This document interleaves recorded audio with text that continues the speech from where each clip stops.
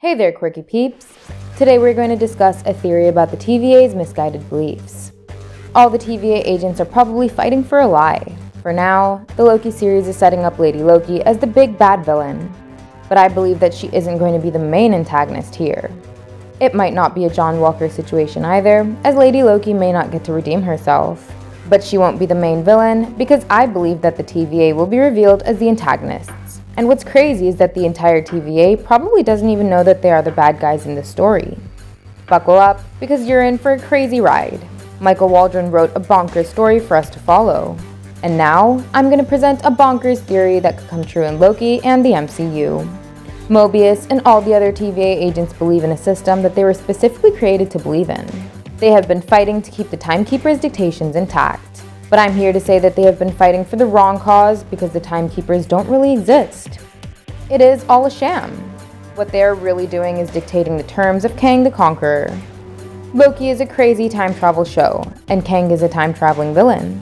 So there is no way that he isn't involved in this series. Now I'm going to go out on a limb and say that he will appear in the show. Even though Jonathan Majors was cast as Kang a long time ago, and he could surely make a cameo in Loki, I still won't commit to this idea. I've had my fair share of wrongful speculations with Mephisto. Although I wasn't entirely wrong there, as a demon was supposed to appear in WandaVision, but his scene was deleted. So maybe there's hope for Mephisto in Doctor Strange too. But let's not go down that road again. Let's focus on Kang and Loki. I'm sure that Kang won't turn out to be another Mephisto conspiracy because he is already confirmed to appear in Ant-Man and the Wasp: Quantumania. And we've been getting Kang references ever since Avengers Endgame. Tony Stark warned the Avengers about messing with time. He said, "You mess with time, it tends to mess back. You'll see." This line may have referred to Thanos at that moment, but in hindsight, Marvel was actually referring to Kang. We were wondering who exactly will be the next big bad after Loki, Ultron, and Thanos. And now, we have the answer to that burning question. It is going to be Kang the Conqueror. He has the entire time variance authority existing outside time and space. And he has them believing in the biggest lie of all time. My theory is that Loki's initial gut feeling was actually right. He didn't believe that three lizards, or as Miss Minutes called them, the all-knowing Timekeepers, were ever real. In the comics, the Timekeepers named Ast, Fort, and Xanth are creations of He Who Remains. This guy is the final TVA agent at the end of all time. And he created the Timekeepers to pass on his lessons to the next universal cycle. Well, I believe that the MCU is changing all that, just like they've changed several other aspects of the comics so far. Kevin Feige is only using the idea of the Timekeepers, but in reality, they don't even exist. They are just the brainchild of Kang, and he is the only one monitoring time. In Loki's episode 2, Mobius revealed that the Timekeepers are currently writing the future. They are creating an epilogue out of infinite branches in time. But Mobius also revealed that he hasn't seen them in person. Well, that's because he believes in a lie, and they don't exist for real. While speaking with Mobius, Judge Rensselaer described Loki as insubordinate, stubborn, and unpredictable. And she said that this sounds like someone she knows. I believe that this someone that she referred to is none other than Kang. In the comics, she is a lover of Kang the Conqueror. And her relationship with Kang is the same as the MCU. She could be in on the secret of the Timekeepers as well. So far, the TVA has sold the Timekeepers more than it should. Everywhere you look, you'd see the statues or the murals of these three lizards. It's almost as if the TVA is trying to overcompensate. I mean, they've shown these Timekeepers literally holding the time stream on their heads. It's like they're trying really hard for us to believe this lie that has been cooked up by Kang.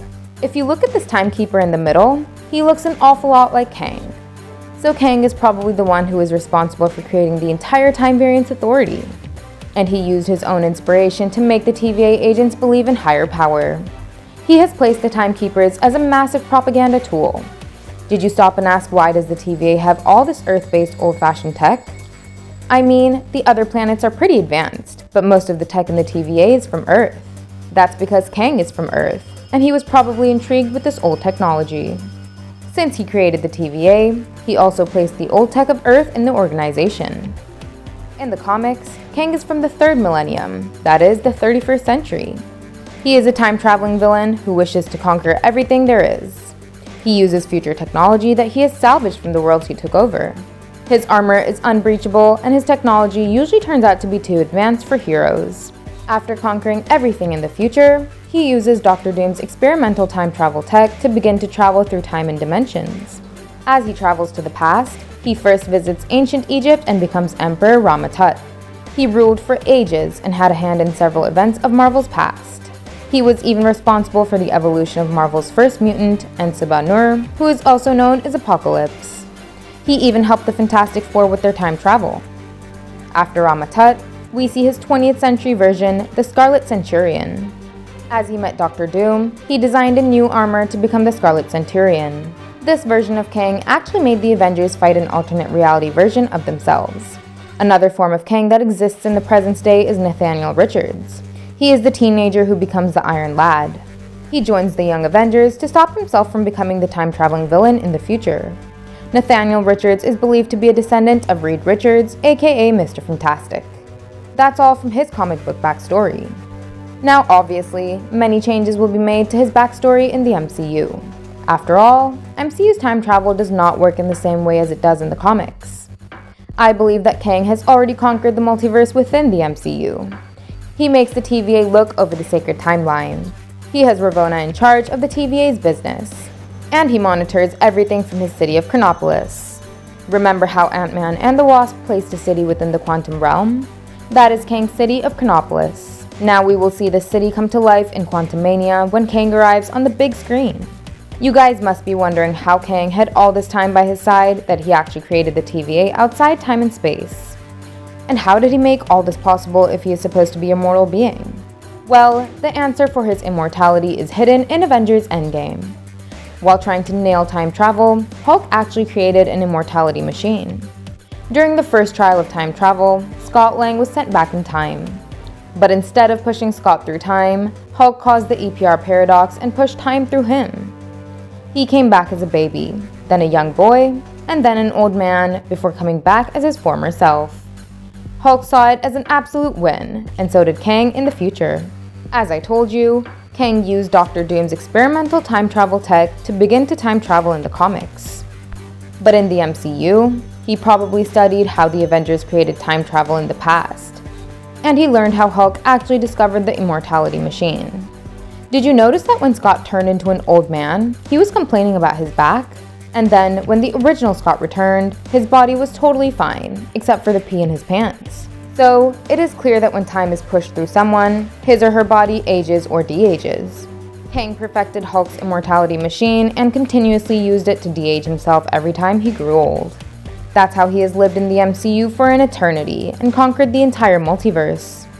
The discovery of time travel by the Avengers is what ultimately led his own discovery of time travel. And from his future, he began to conquer everything throughout time. He created the TVA to keep the multiverse in check while he operates in Chronopolis and conquers other universes.